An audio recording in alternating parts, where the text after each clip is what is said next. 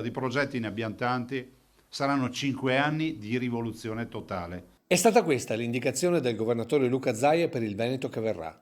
E questo è uno dei passaggi dell'incontro di oggi al Trevigiano K3, davanti alla stampa locale ma anche nazionale ed estera. Ed è soprattutto tramite loro che sull'autonomia, tema cardine del nuovo mandato, il governatore ha voluto mandare un chiaro messaggio a Roma e non solo. Se questo paese va nella direzione dell'assunzione di responsabilità, dell'autonomia, è un paese che esce da questa crisi.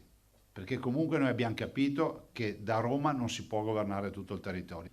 A Roma non dormano sonni tranquilli per quanto riguarda l'autonomia. Un messaggio forte da un Veneto autorevole rispetto al passato.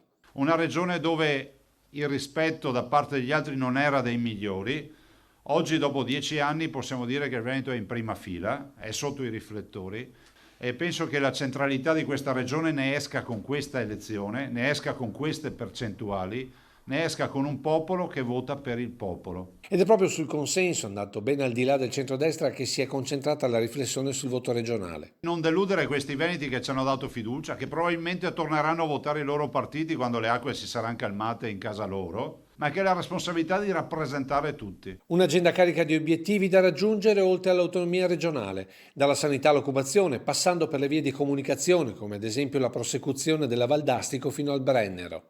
Se fosse sgravato dalla Valdastico Nord, ho visto il traffico, mi sembra il 22% riusciremo a sgravare di traffico pesante che migliorerebbe la vita anche ai territori del Veronese. Insomma, un carico di responsabilità per un presidente che solo dopo la nomina ufficiale, prevista già la prossima settimana, svelerà la nuova squadra di governo, con un monito per tutti, anche per le opposizioni in Consiglio regionale. Nell'amministrazione si rappresentano i cittadini e bisogna farlo nel pieno delle nostre facoltà, in particolar modo partendo da quelli che non ci hanno votato, perché al di là dell'idea politica di ognuno che deve essere rispettata con una sacralità che è unica, dobbiamo anche pensare che comunque i cittadini debbono avere risposte e devono avere la tranquillità che quando vanno a letto, nottetempo, non pensino di avere un'amministrazione che gli distrugge il territorio.